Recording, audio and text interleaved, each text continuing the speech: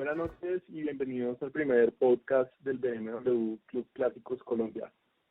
Pues la verdad estamos aprovechando este confinamiento obligatorio por la coyuntura del momento que todos sabemos qué es y quisimos aprovechar pues estos espacios más libres y como de más tiempo para poder montar esta nueva iniciativa que son podcasts, que son básicamente charlas grabadas con los socios del club, y pues básicamente preguntarles sobre su experiencia, preguntarle anécdotas, preguntarle de técnicas si saben, o simplemente de historia de los clásicos o de la escena del automovilismo colombiano. Pues precisamente hoy tenemos un invitado súper especial. Él cuenta con amplia experiencia en la escena del automovilismo colombiano y también en su palmarés cuenta con un amplio régimen de victorias y podios muy importantes a lo largo de su carrera. Y por otra parte, también tiene una colección de BMW clásicos que cualquiera envidiaría. Pues yo precisamente le envidio un par de carros que él tiene. Bienvenido, José Camilo Forero. Hola, ¿cómo están? ¿Cómo les va? ¿Cómo han estado? Muchas gracias por todas esas flores que no merecen.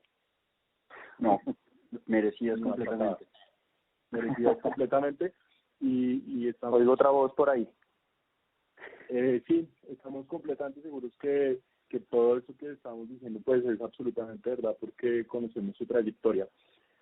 Acompañándolo estamos Santiago Velandia, él es el director de redes sociales del BMW Clásicos Colombia, y estoy yo, Camilo Andrés Caicedo, que soy el fotógrafo de Clásicos Colombia. Un placer oírlo, sí, ser la primer voz que pasa por acá, que va a pasar el conejillo de Indias. No, y seguro que no va a ser la única vez que va a pasar, José. Vamos a ver. Bueno, bien, pues ¿cómo nos vamos? Arranquemos con la charla.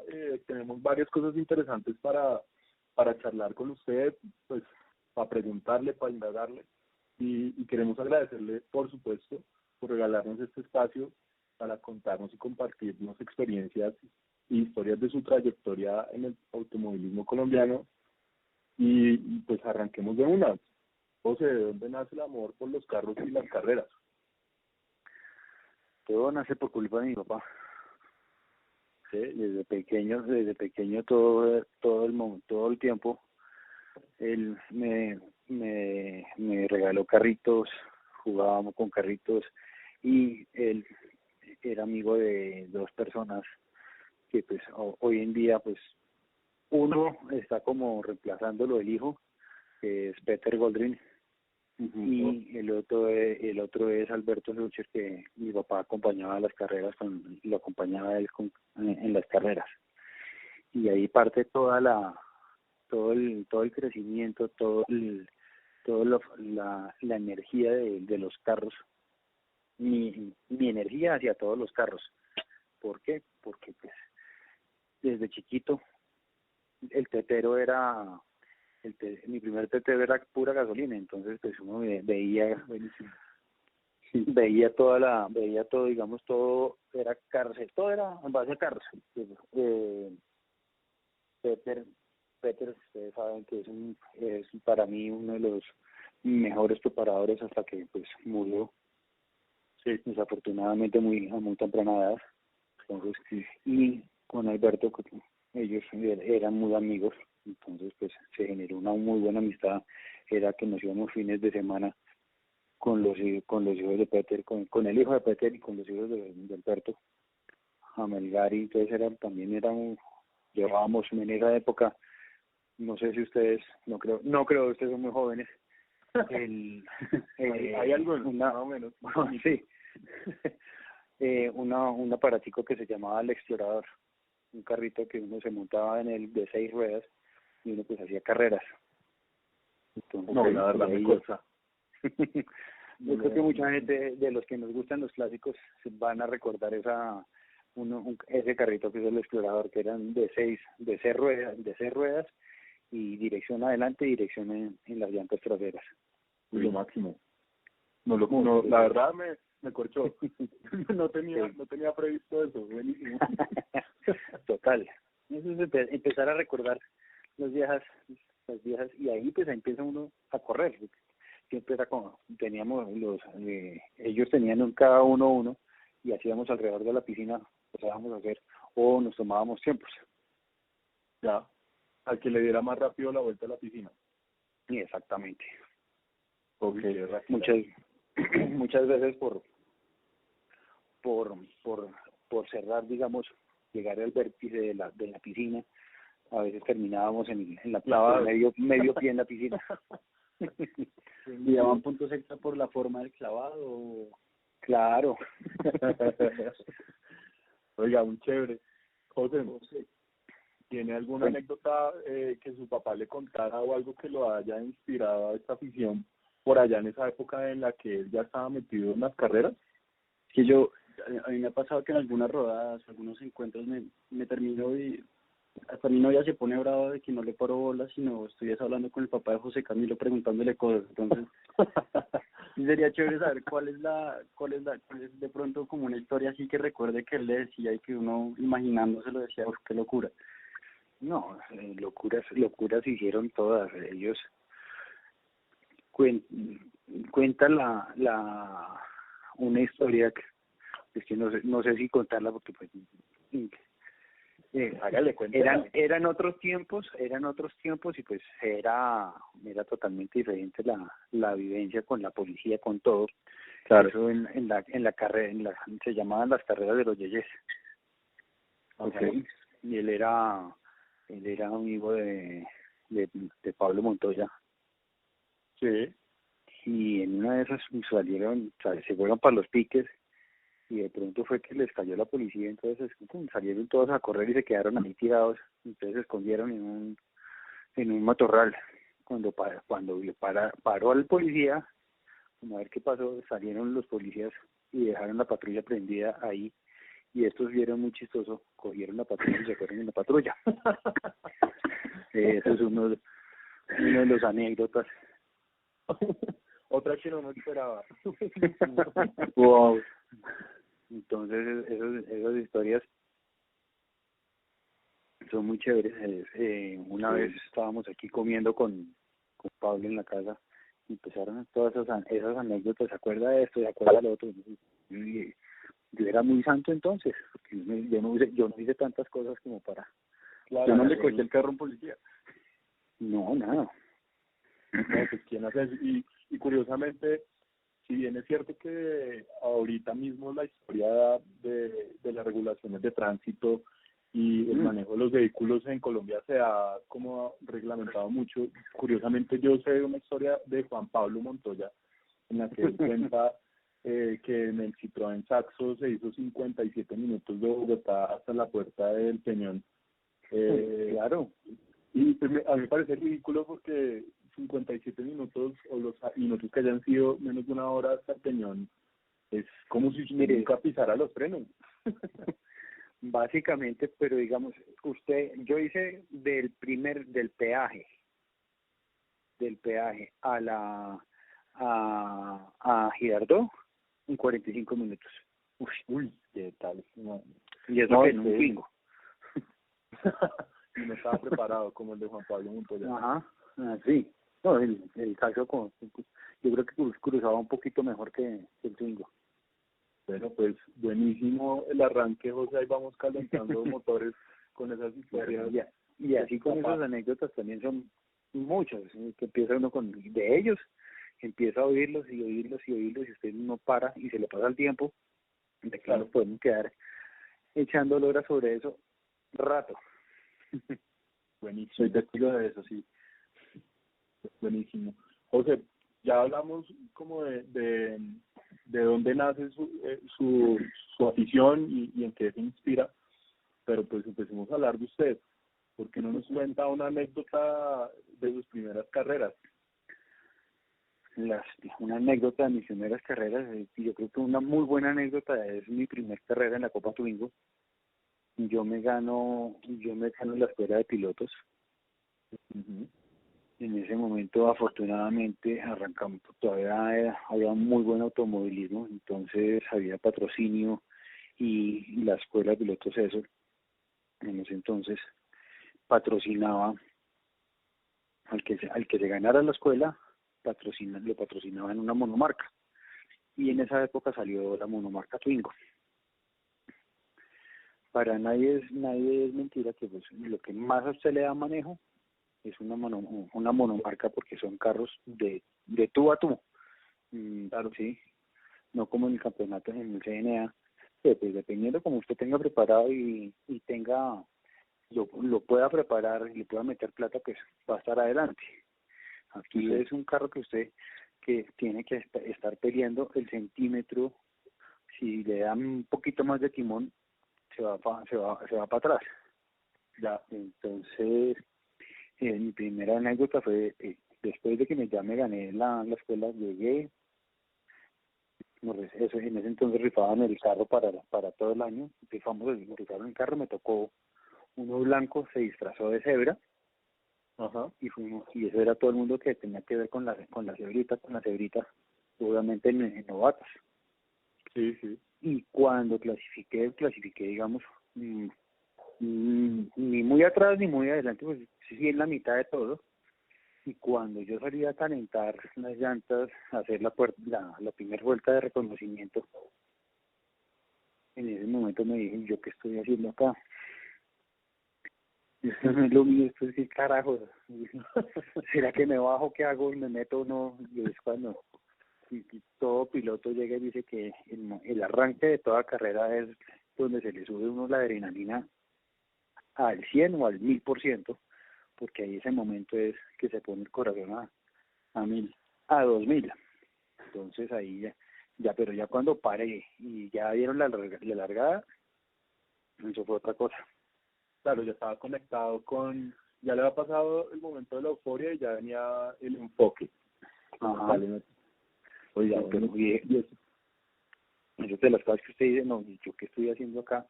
Todos los otros, un carro por delante, un carro por detrás, al lado otro, y madre, ¿qué estoy haciendo aquí? José, ¿qué tal? ¿Eso hace cuánto fue? Eso fue en el año 96. Que arranqué. José, ¿y usted arrancó de una en carros o tuvo experiencia en kart? No, desafortunadamente, digamos, mi experiencia como tal, solo la arranqué, primero muy tarde, y segundo que solo la arranqué con los carros. Me hubiera costado, pues, por cosas de nervios de mi mamá, porque mi papá sí es el que me ha apoyado bastante en esto, fueron más nervios que no pude arrancar en karts. Okay. Sí tuve otra escuela que fueron los carritos de control remoto. En esa época existía un club que se llamaba el Club Colombiano de Automovilismo, Sí. donde pues al principio, mi primer carro de control remoto, llegamos y no tenía yo la plata, entonces mis papás en ese momento tampoco, ¿no? Entonces me puse yo a trabajar, me puse a vender unas ciertas cosas que tenía que no les usaba, y pude comprar mi primer carro de control remoto, que eran con los que ellos corrían. Y una carrera, corrían en una categoría que en ese momento era infantil, sí. Y era todo el día parqueado para correr 2 mangas. Entonces claro, mi papá se desesperaba y qué mamera, pues, pero es el hobby del chino. Sí. Okay. Entonces empezamos a comprar más carros y llegué a tener fácilmente 12 carros para correr casi que en todas las categorías. Wow, ¿qué tal? Sí. ¿Se le trampa a la norma? Pues no, porque como eran diferentes categorías, entonces usted podía correr. Si ponía el carro y lo corría. Exactamente. Entiendo. Y eran carreras de 5 minutos, entonces se acababa una, empezaba seguía con la, digamos, uno se llamaba la categoría de las minis, otro que se llamaba el 4x4, unos que se llamaban el Midnight Pumpkin, los prototipos que eran como el Mazda, el 787 o el Mercedes C11. Sí. Entonces eran varias categorías. Los del grupo C, pues empezaba ya que no se volvía tan harto el día ya, sino era corriendo permanentemente. Y pues ahí empecé a aplicar todo lo que yo veía de automovilismo, de lo que aprendía con mi papá, de lo que me enseñaba, de lo que uno, cuando yo me metía, digamos, en esa época, ni en esa época dejaban entrar niños a los pits. Pero entonces me metían en el baúl de un carro y allá terminaba adentro. Entonces uno oía ciertas cosas y de ahí sacaba, y esa filosofía la metí al automovilismo y me sirvió muchísimo, tanto que yo veía alinear los carros con unas regletas y usted le bajaban divergentes y con ciertos grados, y yo hice las regletas para los carritos de control remoto para poder alinear. Ok, interesante. Bueno, igual, aunque dice que no tiene experiencia en karts, los tres, Santiago, usted y yo, ya hemos podido competir en karts, pues obviamente no profesional, y sabemos que tiene muy buenas manos en los karts. Sí, aunque a mí el carro me falló. ¿Ah? A mí el carro me falló y usted iba molestándome la línea, pero bueno, eso será en otra conversación. No, yo corrí 2 veces, bueno, corrí una vez en CAT, que me invitó un amigo, que es el que agradezco mucho siempre por todo, porque él es el que me tiene activo en este momento, y hace fácilmente más de 15 años que estoy corriendo con él, y pues a él se lo agradezco mucho, porque este deporte no es fácil. Sí, de acuerdo. Entonces, con los karts, yo creo que es una de las cosas que pues me da tristeza no haber arrancado antes, y pues haber sacado, porque tengo, como dicen, costillas de princesa. En la S ahí del autódromo del cartódromo de Juan Pablo. Sí. En la primera que estaba practicando, llegué, crucé una vez y pum, me fisuré la costilla del lado derecho. O sea, no llevaba costillera. Llevaba costillera. Ajá. Estaba en Gym Day, practicando en Gym Day. Ajá, exacto. Entonces, con overall sí, pero así, también, tal cual como usted lo dice. Ya. Y esa no la corrí, que fue prácticas, clasificación, y no la corrí por el dolor de la costilla, con el dolor de la costilla. Y una en Villavo, que esa sí la alcancé a correr con un poco de costillera, pero también se me sobó la del lado izquierdo. Otra costilla del lado izquierdo. Entonces ahí fue con inyección para el dolor y toda la cosa, pero sí terminé todas las 4 o 5 mangas en ese día. Claro, es duro. Eso siempre va a ser así. Uno se aguanta el dolor con tal de terminar.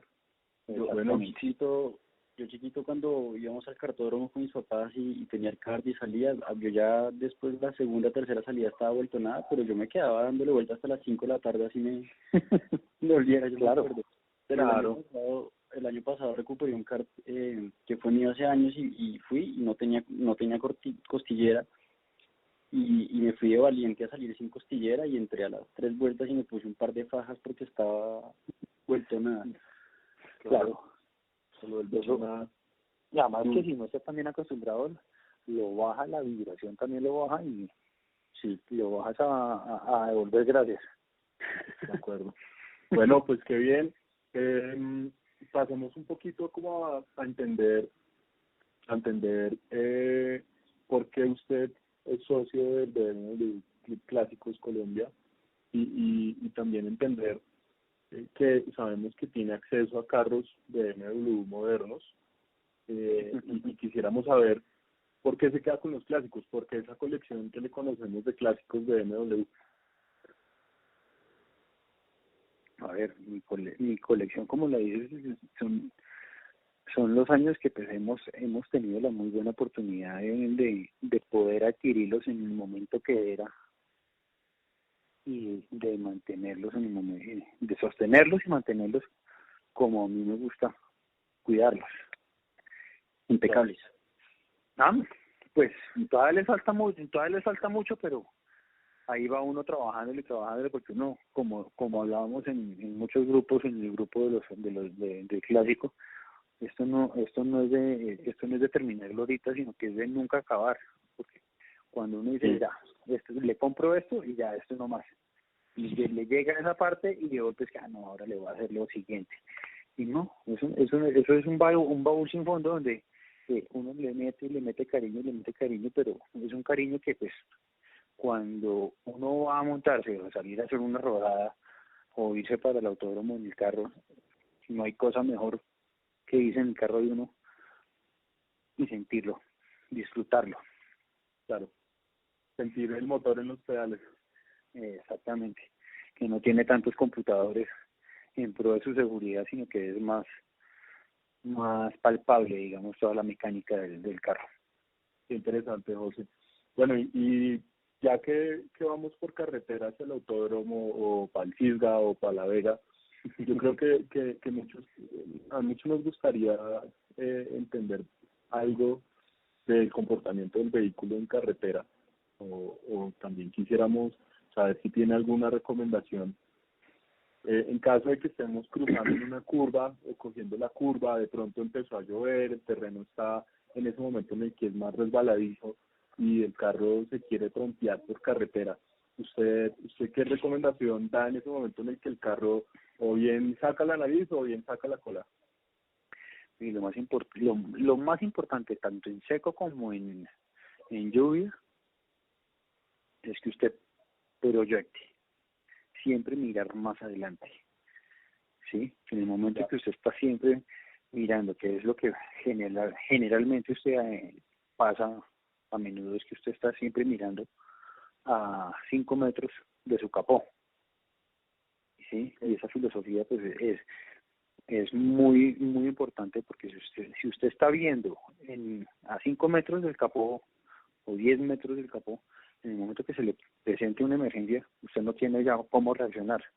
Yo lo utilizo mucho en la escuela, es que maneje a futuro, proyecte para manejar el futuro, para manejar el presente. Si usted maneja en el presente, está manejando en el pasado. Oh, qué interesante. Sí, entonces siempre es mirando adelante y estar siempre en la defensiva, porque de golpe que usted a 10 metros, si se le va a atravesar un peatón, si se le va a atravesar un perro, a 10 metros no va a reaccionar. Pero si usted está mirando mucho más adelante, de pronto le puede pitar, le hace cambio de luces.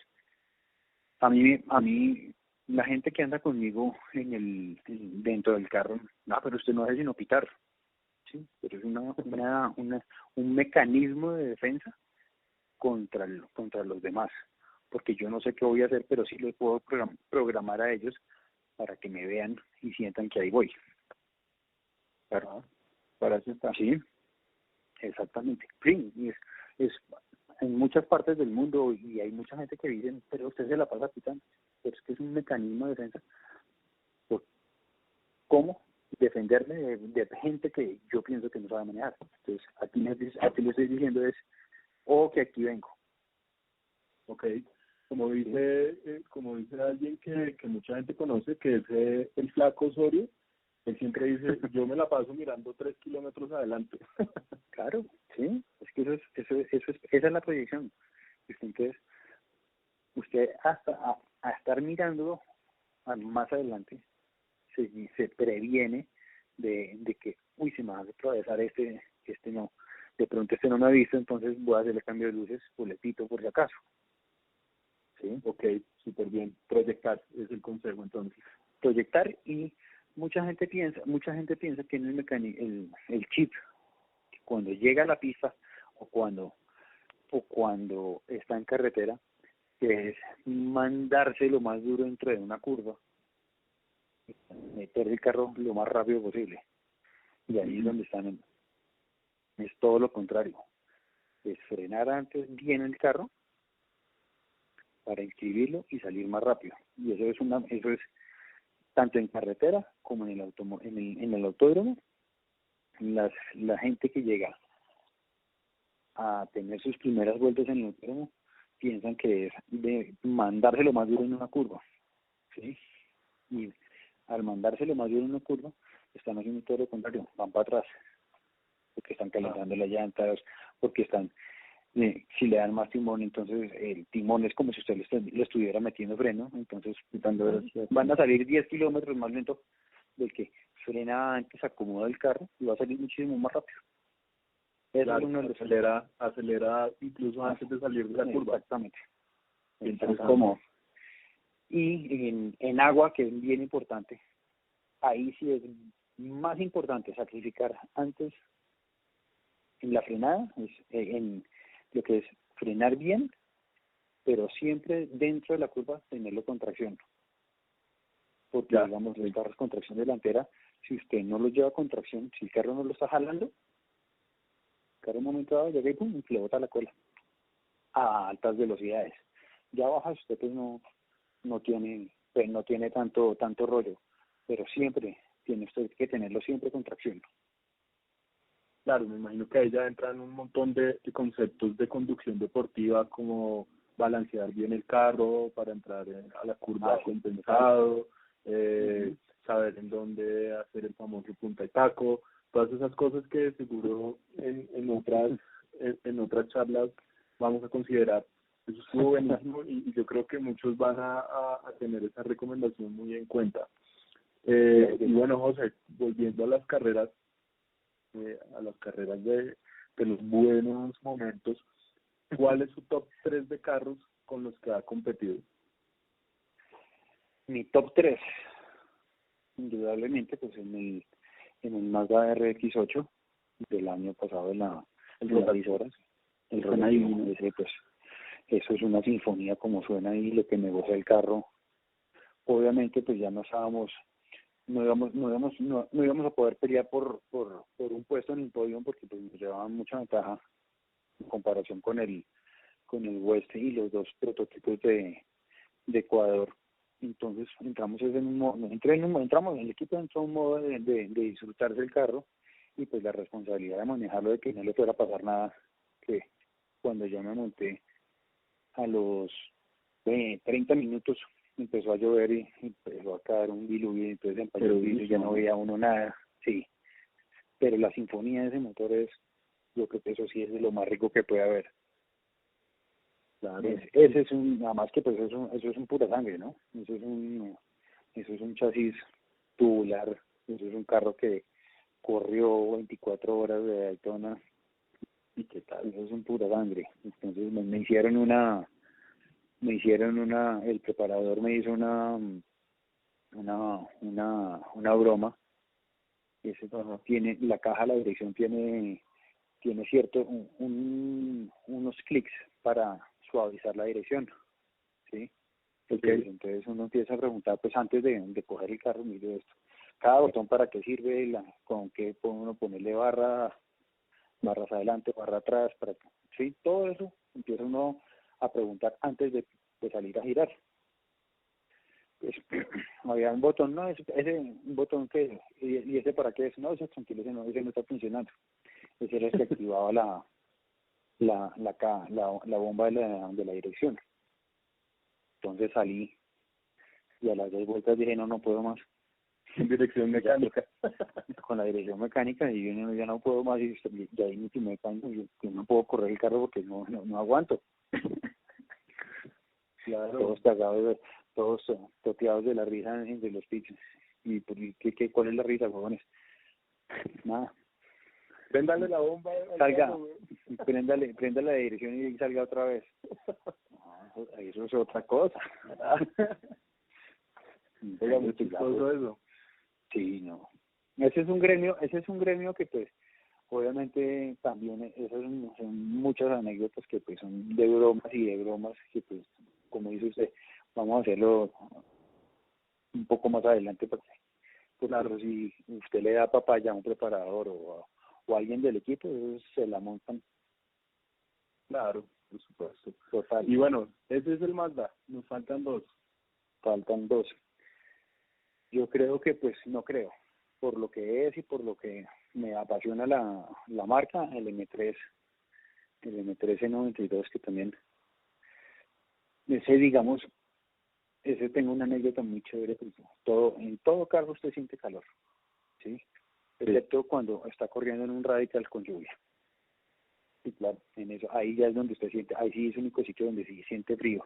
De resto, pues son carros que pues tienen el exhausto por el lado, todo genera mucho calor dentro de la cabina. Y en las 6 horas de hace 2 años, estábamos, mi turno era el último. Entonces, se montó Mauricio, hizo su turno, se montó Juan Carlos Oviedo, hizo su turno y me tocaba ya a mí, que era el último turno, y digo, pues que me monté, y pues si era de noche, pero era pues un carro de carreras, estaba haciendo, pues hace calor, y empecé a sentir un frío, y un frío, y un frío, y un frío, y esta vaina, ¿por qué está tan frío? Cierto que está de noche, pero, y por aquí, pues en el autódromo, hay muchas noches que hace mucho frío, pero ya estaba exagerado. Cuando volteo, ese carro tiene el aire acondicionado original, claro, tenía el aire acondicionado prendido. Apaga esta vaina y ahí sí ya empezó a calentarse. Claro, o sea, lo pusieron a correr con aire acondicionado. Ellos venían trabajando con aire acondicionado, y qué frío tan berraco, es el primer carro de carreras que yo siento frío. Qué curioso, súper interesante. Y bueno, y el tercer carro, top 3 suyo. Ya el Radical. He manejado tres tipos de Radical, y eso es lo más cercano a una Ford. No, miento. Corrido, el Radical, pero hace poco el equipo también trajo un Fórmula 3, que estaba apenas mucho, ni siquiera se había alineado, sino que queríamos probarlo porque no se había podido llevar a la pista y no lo alinearon. Y eso sí es en pura sangre, porque es un chasis de fibra de carbono 100%, con todo lo que usted corre para Fórmula 3. Total. Y las manos que hay que tener para conducir ese carro, me imagino. Sí, obviamente pues no tenía el asiento adecuado para mí, sino me dijeron vaya a darle una vuelta. Entonces le di una vuelta, pues claro, el Santiago es un poquito, me lleva como cabeza y media, era más largo, entonces pues, y pues más cuajado. Entonces yo dije, me senté y ya escasamente podía acelerar y frenar.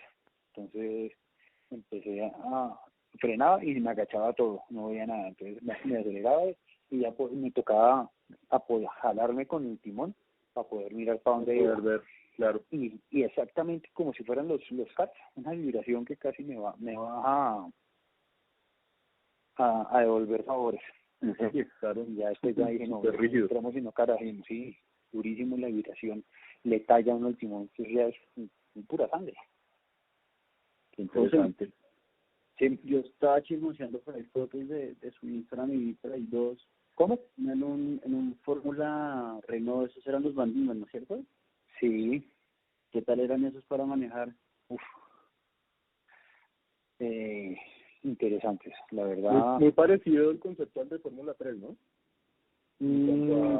Sí, es un concepto, es el mismo concepto, pero pues son los Van eran, si mal no me equivoco, eso eran chasis 91, y este es un chasis 2017, si no estoy mal. Entonces ya eso ha cambiado, las barras, los amortiguadores, es totalmente diferente. Y cuando yo ¿qué? Mi tercer año en carreras, ya no, pues el segundo año quedé campeón en la Copa, en el Twingo Novatos, y el tercero ya se estaba acabando lo de Twingo, y nos presentaron proyecto para comprar, meternos medio año de fórmula, en ese entonces era fórmula Clausen, y nos daban la posibilidad de que comprábamos el chasis para posteriormente volver los prototipos. Entonces, y el manejo al principio me costó mucho, pero así, mucha, ¿cómo lo digo? Una insatisfacción, porque pues en eso ahí fue donde yo aprendí, digamos, con no usar el clutch. Esas eran cajas mulas, donde uno no tenía necesidad de meter el clutch, sino hacía el puntitaco, y si le salía bien, y si no rompía, le entraba el cambio. Si no, era una trompeada o pérdida de tiempo.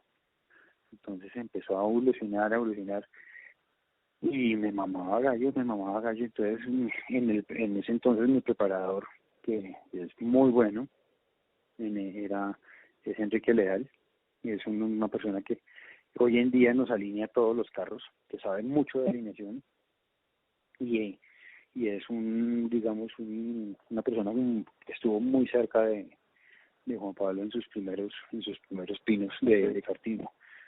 Entonces, él sabe oír muy bien las cosas. Entonces, en esa época el tipo era de muy genio.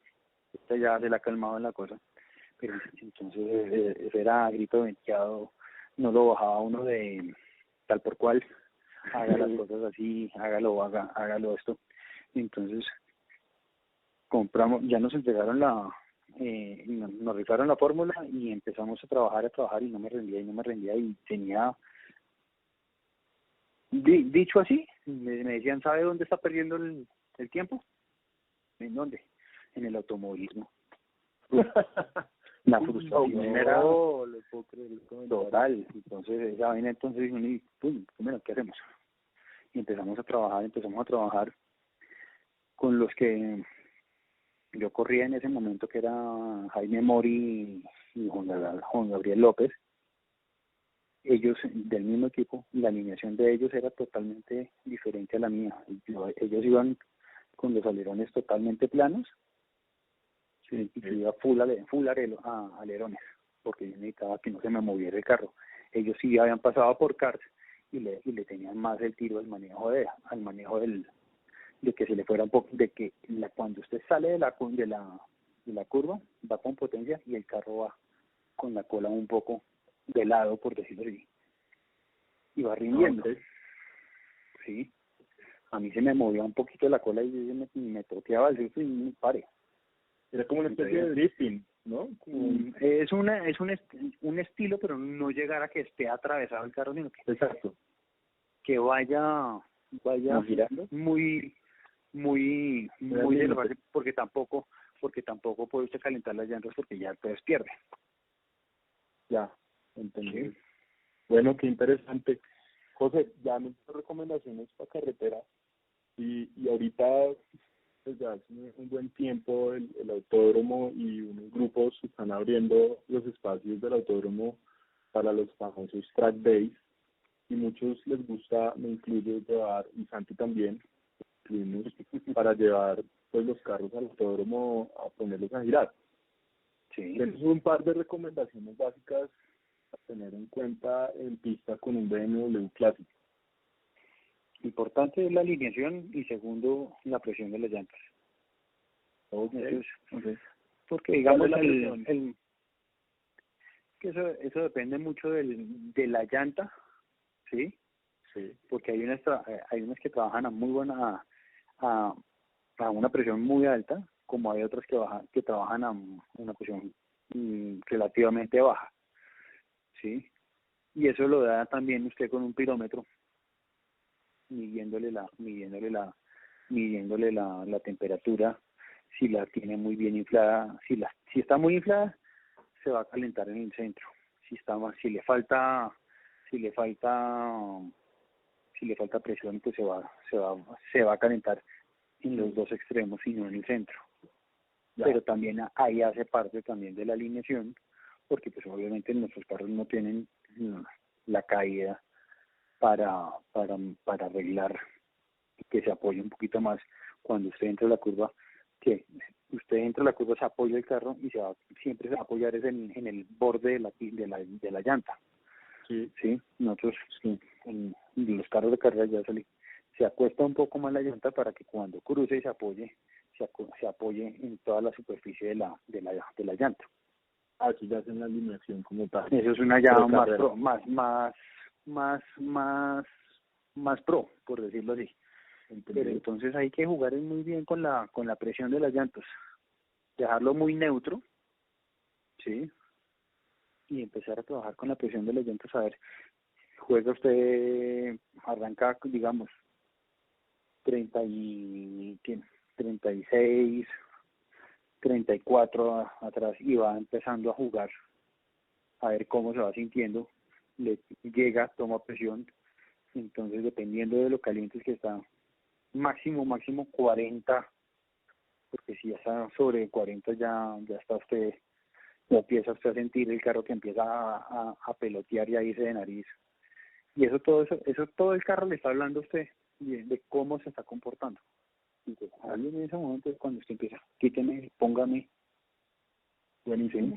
Buenísimo. Y nos queda como tarea, pues, a nosotros y a todos los oyentes, investigar cuáles son los límites de las llantas de sus vehículos y adoptar el consejo de José de poner la mejor presión y la más adecuada, pues, para empezar a jugar, girar mejor. Ajá, exactamente. Bueno, qué bien. José, nosotros sabemos que usted es profesor de la Escuela de Pilotos Sandero del Club Tortuga. Y invitamos a todos los oyentes a que investiguen sobre este proyecto y sobre la escuela de pilotos como tal y se inscriban. Es un curso buenísimo, tenemos amigos del club que lo han hecho y de verdad que la evolución en cuanto a conducción es increíble, se nota un montón, no solo a nivel de conducción, sino también a nivel de conocimiento. Entonces, sabiendo eso, quisiéramos saber qué es lo más complejo de enseñar en la escuela a una persona que llega a aprender a bajar deportivamente. Yo creo que para todos, lo hablábamos el otro día con Juan Pablo Clopa, que nosotros en gran parte del mundo lo último que le enseñan a usted es manejar el puntitaco. Sí, por una sencilla razón, porque ya el puntitaco en otros países del mundo, como están 10 años más adelante que nosotros en automovilismo, pues es muy fácil hacer el puntitaco porque todo está con botones, con paddle shift, que usted rebaja y el mismo carro se encarga de hacer el puntitaco. ¿Qué es el puntitaco? Una frenada y dentro de esa frenada una rebajada para entrar con potencia a la curva. Y eso es de las cosas que pues nosotros es lo que enseñamos de primero en la escuela, que es aprender a frenar y dentro de esa frenada hacer rebajar un cambio y darle la patada al acelerador para igualar la velocidad de la caja con la velocidad del motor y no cuando en el momento que usted oprime el clutch las revoluciones se caen. Sí, ya. Si usted no le pega esa patada al acelerador, cuando usted suelta el clutch, pues usted va a venir, si rebaja de tercera a segunda, pues el carro va a andar más rápido, la caja va a andar más rápido, y si está a 1500 revoluciones, pues va a ser como una frenada en seco, y hasta que se recupera el motor. Entonces ahí lastima soportes de motor, lastima los bujes axiales del cigüeñal, y lastima los bujes de las tijeras, todo ya genera un desgaste adicional. Entonces es muy importante eso porque ayuda a balancear el carro y a que no sufran todas esas piezas. Ok, chévere. Y ese tema del punta y taco, de hecho, ya que menciona a Juan Klopatowski, en los lives que está haciendo con su padre el otro día hablaban de eso y todavía hay gente que dice que eso para qué y que eso no se debería usar, que no sé qué, pero yo con mi poco conocimiento sé que es una súper buena técnica, trato de chapalearla un poquito, trato de hacerlo, ¿Le hace falta el curso en la escuela de pilotos? Si no, pero bienvenido, si lo quiere hacer, bienvenido. Claro. Una cosa que es de las cosas, como en el momento que usted entró a hablar de la escuela, es una de las cosas que, pues, si usted quiere entrar a correr, es una muy buena base para aprender técnicas, y que, pues, como digamos, la filosofía de la escuela es que, dependiendo de los alumnos, hay de 4 a 6 instructores. Entonces usted pasa por los 6 instructores, y esos 6 instructores piensan siempre diferente. Entonces uno le dice, aquí está soltando mucho, pues entonces el otro le está diciendo, pero aquí no suelte, sino métase más duro. Entonces son ciertas cosas que usted tiene que aprender a resumir y absorber toda la información de cada instructor, para sacarle mejor provecho a la escuela. Y tiene que aplicarlo de unos... una, me imagino. ¿Cómo? Claro, Entonces, son muy poquitas vueltas las que está uno montado, ¿sí? Pero entonces uno tiene que absorber la información, y a la siguiente vuelta hacerlo como tiene uno que, como le dice uno que lo están barrando. Porque si no, se queda uno en el error, y pues perdió sus 5 o 4 vueltas que está dando para hacer la práctica. Entonces, a mí me han dicho por ahí que usted es el profesor Cascarrabias. Eso no es difícil. Mire, Bueno. no sé que sea cascarrabias, pero lo que pasa es que uno allá adentro no puede hablar pasito, primero por el movimiento, porque Claro. pues uno la persona que está manejando está angustiada, está a muy pocos kilómetros de estar girando en una pista, y como le digo, se les cambia el chip y piensan que es a meterse con todo dentro de una curva. Entonces tratan no, sino sobremanejan, no les rinde. Entonces no es que yo sea de mal genio, sino que es que yo grito dentro del carro. Pero Okay. no es que sea de mal genio, sino es que acelere, y de golpe es que no aceleran a fondo.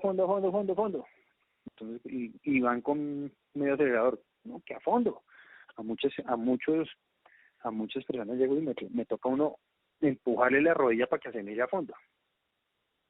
Si uno siente que pues acomodó, hizo bien el trabajo de sacrificar velocidad, de escribir el carro, pues se puede mandar a unos fondos. Yo no le voy a decir, mándese a fondo para que nos salgamos de la pista y quedemos encaramados en las llantas. Me han criticado mucho eso, sí, pero pues esa es mi manera, digamos, de enseñar, ¿sí? Como a mucha gente llega y le dice, mire, usted sabe que las niñas son un poquito más delicadas, y en el momento de cómo le tiene uno que hablar. Y entonces me decía a mí, no, a mí sí me gusta que me grite, que me diga cómo es la cosa, porque me fuerza a mejorar y hacer las cosas mejor. Claro. Sí. Entonces me decía, mire, con usted, ese que me exige, me grita, me hace eso, es que así tiene que hacer. Usted invierte un poco de plata para que le digan, sí, lo está haciendo muy bien cuando va a paso de tortuga, ¿no? No es la idea, tiene sentido tampoco. Que se note la inversión que está haciendo, ¿sí? Como tal, pienso yo. De acuerdo, claro. Me lo vendió, mejor dicho, el otro, apenas que levante toda esta vaina, estoy planillado. No, es muy, muy interesante. La verdad que, pues, como hablábamos también con Juan Pablo, muchos de nosotros ya instructores hemos sido los que hemos arrancado desde cero, porque yo arranqué en la escuela de pilotos, gracias a ellos yo estoy donde estoy. En ese entonces me tocó con la instructora Jorge Cortés, a Chalo y Orjuela, Juan Pablo Rajuela. Pues yo creo que siempre va a haber un Rajuela, uno que es estricto en la cosa. En ese entonces a mí me tocó con Juan Pablo, y todo el mundo le decía Rajuela, que a todo el mundo rajaba. Claro, ¿ven? Y aprendió bien. Sí. Es que si uno no se exige, pues no no llegan, como dicen, no llega ningún Pereira, ¿sí? Pues así no empieza, usted, yo le hablo del carro cuando voy, aquí en la embarré, no sé si usted en un momento dado, cuando estuvimos en la carrera de los carros, me veía manotear, Sí. me veía manotear porque ahí la embarré, ahí perdí impulso, frené mucho el carro, le di mucho timón, salió del lado del carro, entonces no me rinde, y ahí es se empieza uno a hablarle al carro o al kart para conectarse con él. Ah, qué interesante. Sí. Claro, tiene todo el sentido. José, y digamos, ¿qué casos así como de éxito o que han tenido en la escuela, de pronto que ustedes hayan dicho, esta persona, pues aparte del suyo, pero digamos algún alumno que usted haya tenido que ahorita usted lo vea en pista y diga, este man definitivamente aprendió? Mire, ¿no? Ahí han pasado, como lo que hacíamos cuenta es que fácilmente, pues, han pasado fácilmente entre 1.000 personas por la escuela, y pues, como hay unas que usted dice, de esta escuela no se saca pero nada, en una escuela sacamos 10 personas, 10 personas que nos dejaron ir, este man tiene velocidad, tiene las manos, está muy calmado, entonces eso también está en la tranquilidad como usted asuma las cosas. Y solo Roberto Prieto era una persona muy nerviosa, sí, que mostraba nervios, pero el man manejaba con las manos más suaves, y Felipe Celi también lo hacía con las manos muy tranquilo, sí, pero entonces Roberto ya entraba en la filosofía de que, ya la voy muy rápido, entonces hágale que todavía puede andar más duro. Felipe era lo contrario, tenía las manos, pero se mandaba exceso de huevos. Okay. Perdón por la palabra, pero sí, usted se mandaba, y mire, bájele a ese ritmo y va a ver que puede andar muchísimo más duro. Finalmente estaban entendiendo la cosa. Súper chévere. Saludos a Roberto y a Felipe, ya que nos mencionó. Nombre también a don Ricardo y a don Leo Higuera, porque si no, se me sienten. Vamos a tener que hacer Yo me le monté en el carro a Leo y me le monté antes del curso y después del curso a Leo, y la evolución fue el cielo y la tierra. Leo ahorita tiene una conducción deportiva muy chévere. Y eso que pues usted va haciendo kilómetros y kilómetros y va ganando experiencia y puede ir mejorando del cielo a la tierra. Claro. Bueno, pues por ahí nos veremos. Y yo, digamos, con todos hace fácilmente que unos 9, 10 años, también compartía con Santiago Mejía de instructor. Okay. Y cada vez que yo me montaba con él, aprendía cosas. Y con mucha gente también aprende ciertas cosas, y vea, aquí esto lo voy a practicar, a ver si le funciona o no le funciona, y va uno asimilando cosas, puede variar varias cosas con lo que usted, con su teoría o con su filosofía de correr, utilizar esas ideas de otro manejo para ver si le puede rendir o no. Las guarda en la biblioteca. Exactamente. Para cuando pueda probar, claro. Ajá, totalmente. Sí. José, yo digamos que, como muchos del club, la primera vez que uno prueba pista en su carro clásico queda engomado y sale con la idea de armarse un carrito para la pista. Entonces, digamos que si pudiéramos coger una carrocería de un BMW clásico, ¿cuál sería la mejor o cuál usaría usted como base para armar un carro para correr San Diego, para salir al autódromo en track day? Mire, yo pienso yo creo que soy de los fans número uno de la carrocería de 30, así como Daniel está haciendo que también hizo la escuela y no lo nombré, está haciendo un carro para poder girar y armarlo ya con suspensión, con un poco de motor, sí.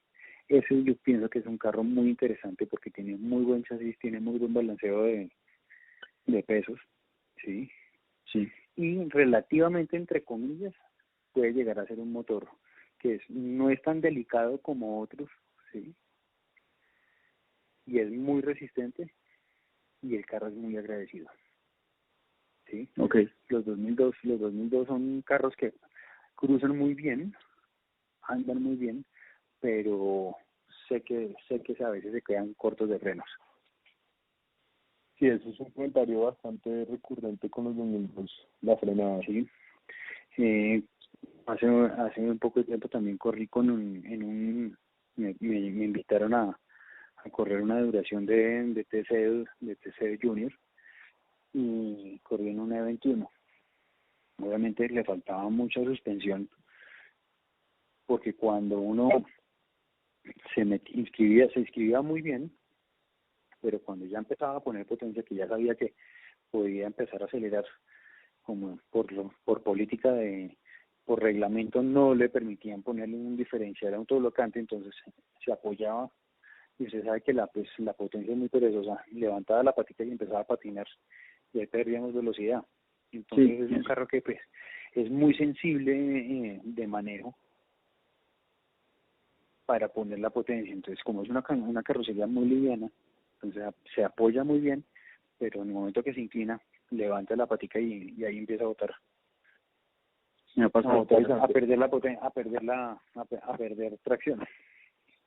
Igual para nadie es un secreto, acompañando lo que usted dice, que los E30 son carros muy berracos y que se tienen muchísimo en las curvas. Yo he visto en el último motor clásico, salimos el grupo de los E30 y más de uno iba cruzando durísimo. Incluso hay unas fotos buenísimas donde se ve el body roll de los carros y está súper exigido y uno siente, pero se va a caer, se va a volcar. Y no, los carros súper tenidos, de verdad. En general todos los BMWs vienen muy bien compensados de peso, Sí, en mi opinión. eso es muy verdad porque esa es la filosofía de BM, que sea la repartición del peso, que sea 50-50. Y si usted se pone a mirar con muchos carros, el motor está un poco a la misma altura de las torres de los amortiguadores. Sí.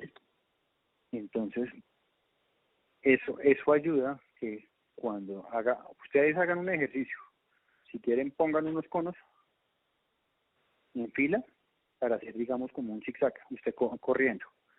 Y el ejercicio es que usted mira otras marcas que tienen el motor más adelante de los amortiguadores, y el ejercicio es este. Usted coja una maleta, tómese tiempo, ponga unos 10 conos, 10 metros, ida y vuelta, ¿sí? Entonces, la maleta, estira usted los brazos, la maleta así, estirada, con los brazos estirados, y haga el zigzag y de vuelta. Esa es la suspensión como está trabajando usted como está trabajando en el carro, en su chasis, por decirlo, ¿sí? Okay. Y usted hace lo mismo con la suspensión de BM, que ponga su maleta en el pecho y haga lo mismo. Muy buenísimo. Entonces, vale la pena incluso pensar ese experimento más adelante, hasta lo grabamos y se lo mostramos a todos los oyentes que después ya van a ser espectadores. Por si acaso Bueno, no lo hagan en el parqueadero del edificio ahorita en cuarentena. Ahorita en cuarentena poniendo los conos en la recta. Hágase ejercicio, ¿verdad? Hágase Okay. ejercicio, usted pone, y esa es la filosofía, digamos, de la suspensión del carro, de los BMs, que el motor está casi a la misma altura de los amortiguadores. Yo sí he sentido. Y usted no se ha dado cuenta. ¿Sí? No. Y usted empieza a mirar otras marcas y va a encontrar que el motor está más adelante de los amortiguadores, y usted, ese es el vivo ejemplo que le acabo de hacer. Okay. Por eso. Yo sí he sentido, digamos, algo, no sé si tenga sentido, y es, yo tengo un E21 y mi papá tiene un E30, y cuando manejo el E21 es un carro que toca llevarlo con mucho cuidado, si no a veces saca la cola facilito. Yo me imagino que es porque es tan liviana. En cambio el de 30 uno le perdona un montón de cosas porque está súper bien parado, me da la sensación. Exactamente. Claro que hay una cosa que me pasó con el E21 de mi jefe, que si ya es muy celoso, si el carro ya es muy celoso, algo tiene en el puente trasero. Ajá. Sí, porque teníamos ese problema que usted era medio girado, tocaba un poquito el timón y trataba de pasarle la cola. Entonces esto no puede ser hasta que empezamos a trabajar con el puente y de otro carro que teníamos ahí, le cambiamos el puente y santo remedio, el puente estaba torcido. El puente trasero. Ok, era interesante. Algún día le voy a preguntar en una futura charla sobre el G30 TPM que hay por ahí, que se restauró, pero más adelante, en otra oportunidad hablaremos de eso. José, Ojalá fueran, bueno. No, pues nada, siguiendo y ya empezando como a terminar y no robarle más tiempo, pues yo creo que aquí los tres y muchos de los oyentes que nos están escuchando en este momento son bien fanáticos, o por lo menos conocen la historia de Ayrton Senna, el famoso corredor de Fórmula 1. Cuidado con lo que va a preguntar. ¿No cree que es mejor de hecho, Alan Prost? ¿Cómo? No, que cuidado con lo que va a preguntar. Yo digo que si no cree que es mejor Alan Prost. No. Indudablemente no. Sí. Bueno, lo vimos, el que vio el video de ahorita de la carrera de los Mercedes se puede dar cuenta del manejo de cada uno. Prost estaba en la cola y Senna adelante. El que me dejó gratamente sorprendido fue ya con la edad que tenía Lauda. Vamos a compartir ese video anexo al podcast para que lo puedan revisar si no lo han visto. Entonces, muy bueno. De una. No, y para complementar el tema y el contexto de Senna, la pregunta, sabiendo lo fanático que es, quisiéramos saber, si usted pudiera preguntarle algo a Ayrton Senna, ¿qué le preguntaría?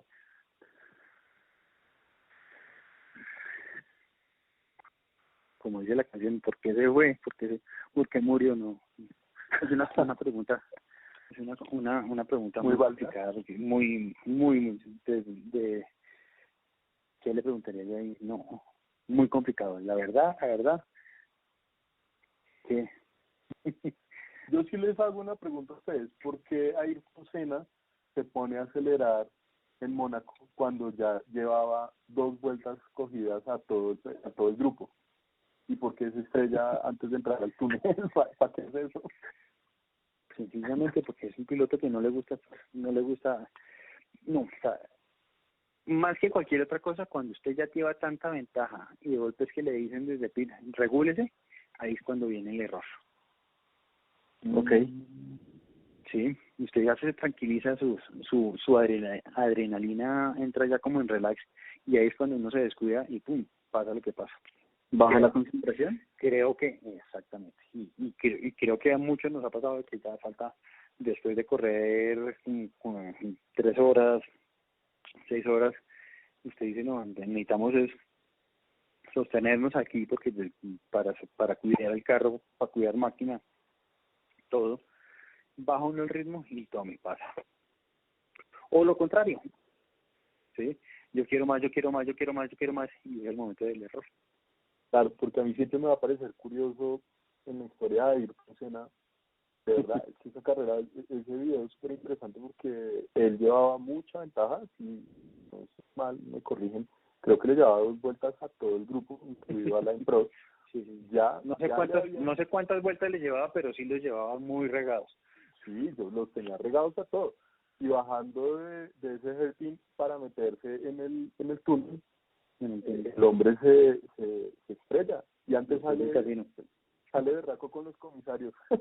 Sí, se baja la pues claro. y con cara de pocos amigos. Otro día, Sí, qué interesante, José, pues, como le decía, estamos muy agradecidos y creo que esta charla, les confieso, la teníamos presupuestada para menos tiempo, pero no daba para menos extendernos lo que fuera necesario y no escatimar, porque todo lo que estuvimos hablando considero que es supremamente interesante y a los oyentes les va a gustar mucho, y más en estos tiempos de cuarentena que tenemos el tiempo para sentarnos a escuchar una charla de estas. De mi parte, José, le mando un abrazo, muchísimas gracias, qué increíble charla. Muchas gracias y un saludo para todos los que van a oír esta entrevista o esta charla, porque no fue entrevista sino una muy buena charla, contando anécdotas de tiempo atrás, que pues eso es bien rico, empezar a recordar, echar memoria para contar ciertas cosas. Y muchas gracias a ustedes por tener esta iniciativa, que pues como veníamos hablando todos en el club, tenemos que movernos porque es un muy buen grupo, y se forman estas tertulias donde cada uno aporta un granito de arena. Claro que sí. De su Super. plata. Gracias, José, realmente estuvo genial. Quedamos pendientes de una segunda parte y ojalá con su papá también, para que nos cuente más historias como la del policía, que están buenísimas. No, quiero escuchar más de adelante. Pero ahí sí no empezaría, yo creo que con su papá hacer una serie, porque yo lo he experimentado y tiene historias, pero para rato, ¿no? No, usted le escucha, digamos, las historias al Genaro También. No, eso sí es. Esas sí son como en esa época, pues la vida era totalmente diferente. De pronto se agarra, en esa época sí se podía uno pelear, ellos se bajaban a pelear, a darse puños en la calle. ¿Sí? Y él, yo no sé si ustedes no, de pronto alcanzó a conocer el mini que él tuvo, el de Luis Genaro. Sí, yo lo vi. Sí, esto fue sí. Entonces venían por la 15 con 85 por ahí, por ese sector, y llegó y le cerró un taxi, y llega el taxi y le dice: pase, pues entonces pase por encima. Y literalmente, como el mini tenía las llantas más salidas, llegó y se le puso y pum, le pasó el carro, se tocaron llanta contra llanta, el carro llegó y pum, se subió y le pasó por encima. Y así hay anécdotas. Bueno, no, pues se queda. Qué bueno, eso nos da oportunidad para que los oyentes se animen a escuchar más podcasts, porque pues viene más, estaremos invitando a otros socios, también invitados que quieran compartir sus experiencias con nosotros. A los oyentes, muchísimas gracias. Cualquier tipo de comentarios son bienvenidos y esperamos que les haya gustado. Este fue el primer podcast del BMW Club Clásicos Colombia. Les mandamos un abrazo a todos. Gracias, José. Gracias, Santi. A ustedes. Gracias, Camila. Muchas gracias a todos. Muchas gracias. Lo mismo. Y a quedarse en la casa. Chao, chao. Chao, chao.